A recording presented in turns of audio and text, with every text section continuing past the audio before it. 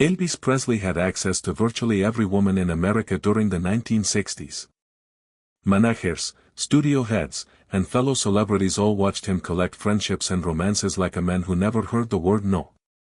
So when Donna Douglas, the woman the entire country knew as Ellie Mae Clampett, spent a private evening with him at his Bel Air home in 1965, people assumed they already knew what that story was.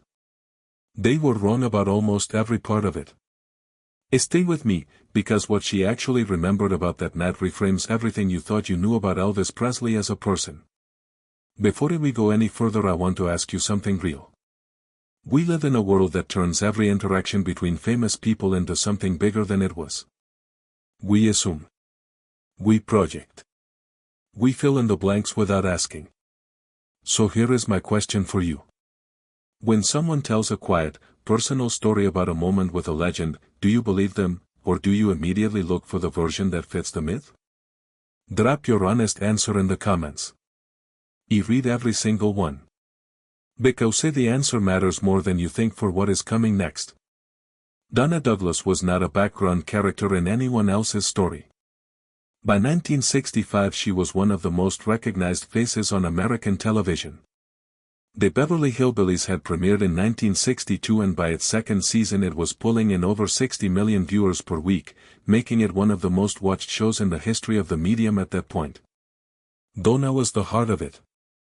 Ellie Mae was funny and warm and completely without pretense, and audiences across the country adored her for it. But here is something that gets skipped over constantly. Donna Douglas the person and Ellie Mae Clampett the character shared almost nothing except a Louisiana accent and a genuine love for animals. Donna was deeply private. Quietly spiritual. Soulful in a way that Hollywood rarely made room for in the 1960s. She had grown up in Pride, Louisiana, in a household that centered faith and community over performance and ambition. That foundation never left her, no matter how bright the lights got. So when she found herself in the same orbit as Elvis Presley, who was at that exact moment one of the most mythologized human beings on the planet, she brought something into the room that most people around him almost never carried. She brought indifference to his mythology. Not coldness. Not disrespect. Used a genuine sense that she was meeting a person, not a phenomenon. According to multiple interviews Donna gave in her later years, including a particularly candid conversation documented by Elvis historian and biographer Peter Guralnick's research circle, the evening was not romantic in the way tabloids later suggested. It was something quieter and, frankly, stranger than that. Elvis wanted to talk. That detail alone separates this story from every other Elvis meets celebrity account of that era. He did not want to perform. He did not want to be admired. He sat with Donna Douglas in his home and talked about God, about purpose, about whether fame was something a person could survive with their real self intact. These were not small talk questions. These were the questions of someone who was genuinely frightened underneath everything the world thought it saw. And Donna, who had asked those exact same questions herself long before Ellie Mae ever existed, was one of the very few people in his world equipped to actually answer them. What she said that night, and what Elvis said back, was something she carried quietly for the rest of her life. But what makes this story genuinely worth sitting with is not the conversation itself. It is why Elvis was having it at all. Because by 1965 something was already shifting inside him. Something that the people closest to him could see but nobody on the outside was paying attention to yet. There is a detail from that same period that almost no account of Elvis's life stops long enough to examine. And once you understand it, the reason he reached out to Donna Douglas specifically starts to make a completely different kind of sense. Most people who spend an evening with Elvis Presley in 1965 come away with a story about his charm, his generosity, his magnetism. Donna Douglas came away with something that unsettled her quietly for years. Not because anything went wrong. But because something went unexpectedly, painfully right.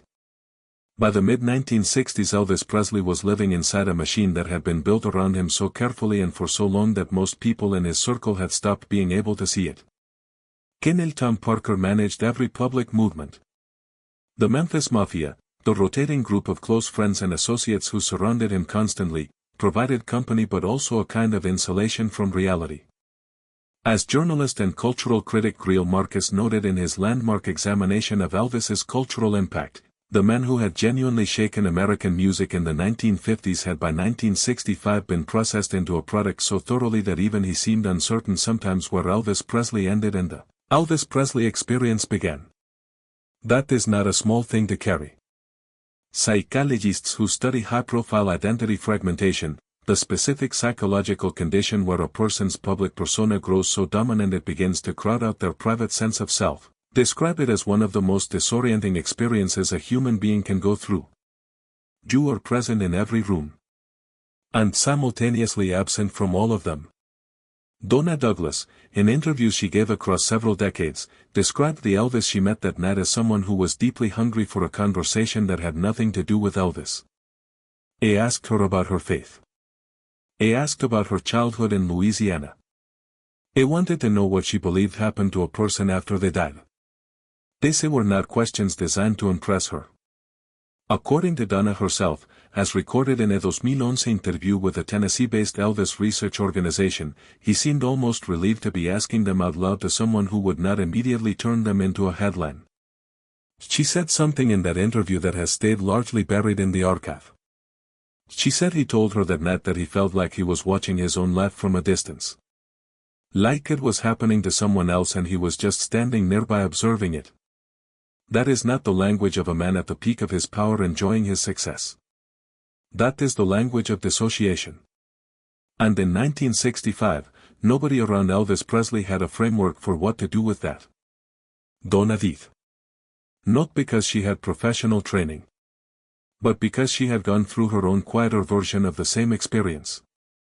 The gap between who the public needed Ellie Mae to be and who Donna Douglas actually was had created its own kind of internal pressure. She understood, from the inside, what it felt like to be loved for a version of yourself that you had not entirely chosen. According to her own account, she told him that night that fame was not something a person could make peace with by achieving more of it. That the answer was never going to be found in another movie or another sold-out show. She told him she had found her own footing through her faith and through a deliberate decision to keep certain parts of herself completely off the table for public consumption.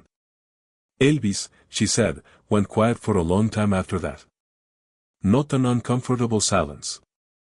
A thinking silence. The kind that only happens when something lands somewhere real. What is worth pausing on here is the specific year this conversation happened. 1965, Elvis was still 3 years away from his legendary 1968 comeback special. Still several years from the Las Vegas residency that would redefine and eventually exhaust him. The man Donna Douglas sat with that night was standing at a crossroads that most of his biographers acknowledge only in retrospect. It could feel something was wrong. It just did not yet know what to do about it. And in a room full of people who were financially and emotionally invested in keeping him exactly as he was, Donna Douglas was one of the only voices that night willing to say something true. According to people who knew Donna in her later years, she never sensationalized that evening. Never sold it to a tabloid. Never used it to extend her own celebrity. In a media culture that turns every brush with greatness into currency, her silence about it for decades was itself a kind of statement. She was not protecting Elvis's reputation. She was protecting the privacy of a real conversation that two real people had actually had. But here is what nobody ever thought to ask about Donna Douglas in all the years since that night. What was she carrying into that room herself? Because by 1965 she was not simply a television star at the height of her fame. She was quietly navigating something inside Hollywood that would have broken most people who tried to face it alone. Everyone who watched the Beverly Hillbillies thought they understood Donna Douglas. 60 million people a week were certain they knew exactly who she was. That certainty was the loneliest part of her entire career. There is a specific kind of invisibility that comes with being enormously visible. When an audience decides who you are, they stop looking. They stop asking. They carry their version of you around like a finished picture, and every time you try to show them something different they simply wait for you to go back to being what they already decided. Donna Douglas lived inside that invisibility for the better part of a decade at the absolute peak of her fame. She had arrived in Hollywood the way many Southern women of her generation did. Through beauty pageants, through sheer determination, through a willingness to work harder than the people around her assumed she would need to. She had won Miss Baton Rouge in the late 1950s and used that platform as a doorway into modeling and eventually into television. But what the pageant circuit and the early auditions could not prepare her for was what happened when the role she landed turned out to be so perfectly matched to one specific version of her that the industry could not see past it. Ellie McLampad was a gift and a trap at the same time. The character was warm, funny, physically striking and completely without guile. Audiences loved her without reservation. But the moment Donna Douglas tried to demonstrate range, tried to show the depth that people who knew her personally were well aware she possessed, she ran into a wall that the Hollywood of the 1960s had specifically constructed for women who had been successfully categorized. As film historian Janine Basinger documented extensively in her research on women in post-war American cinema, the studio system of that era operated on a principle of controlled repetition for female stars. Once a woman found an audience in a specific type, the industry's financial logic strongly discouraged deviation. The risk of losing existing audience loyalty was considered far greater than the potential reward of expanding into new territory. Donna pushed anyway. She pursued dramatic roles. She sought out projects that had nothing to do with the comedic rural sweetness that had made her famous. In interviews from the mid-1960s preserved in the Academy of Motion Picture Arts and Sciences archive, she spoke with remarkable directness about wanting to be taken seriously as an actress rather than as a personality. Those interviews were largely ignored at the time. Here is the part that deserves more attention than it ever gets. While she was navigating this professional ceiling, Donna was simultaneously going through a deeply personal recalibration of her own values and priorities. Her fight, which had always been present in her life, was becoming increasingly central to how she made decisions. And in an industry that treated spiritual conviction as either a publicity angle or a professional liability, her genuine relationship with her beliefs put her further outside the mainstream of Hollywood culture. She was not performing religiosity for an audience. She was not using it as a brand. She was a person who genuinely organized her life around a set of values that the entertainment industry had no commercial category for. This is the woman who sat across from Elvis Presley in 1965. Not a starstruck fan. Not a woman dazzled by his fame. A person who had already spent years quietly refusing to let the industry's version of her replace the actual version. Someone who had already paid a real professional price for insisting on being more than what the camera had decided she was. Some stories only make sense when you understand the full person behind them. That is exactly why this channel exists. If you want to be here every time we go this deep, subscribe now. We are only halfway through and the most surprising part of this story is still ahead. In a 2013 interview with a Louisiana public broadcasting outlet, Donna reflected on that period of her career with a clarity that only comes from genuine distance. She said she had made peace early on with the fact that Hollywood was never going to give her permission to be the full version of herself. So she stopped asking for permission. That decision, quiet, private, made without any public announcement, shaped everything that came after. Including the way she remembered her evening with Elvis. Including what she chose to say about it and what she chose to keep.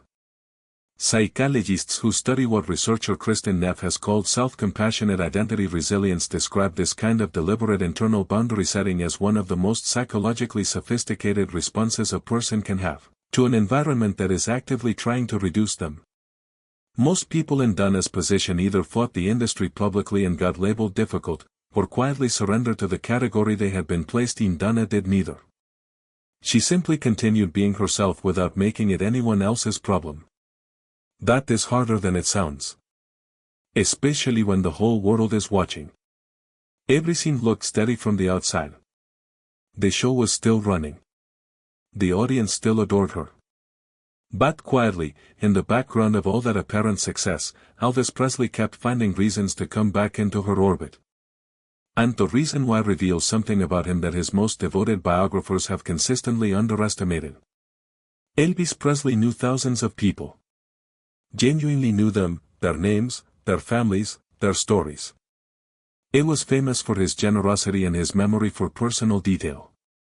But the people he returned to, the ones he sought out more than once, those were a much smaller and more telling group. To understand why Elvis kept finding his way back into Donna Douglas's orbit across the mid-1960s, you have to first understand something about the specific social ecosystem he was living inside. The Memphis Mafia was loyal. Genuinely loyal in many cases. These were men who had grown up with him or come up alongside him, and their affection for Elvis was real. But loyalty and honesty are not the same thing. And by 1965 the people closest to Elvis had a powerful financial and emotional incentive to tell him what he wanted to hear. This is not a criticism. It is simply the mathematics of that kind of proximity to that kind of fame. As Peter Guralnick detailed across his 2-volume Elvis biography, widely considered the most rigorously researched account of Elvis's life, the mid-1960s. Mid-1960s represented a period of genuine internal restlessness for Presley that the people around him were largely unprepared to address. It was making films he did not respect.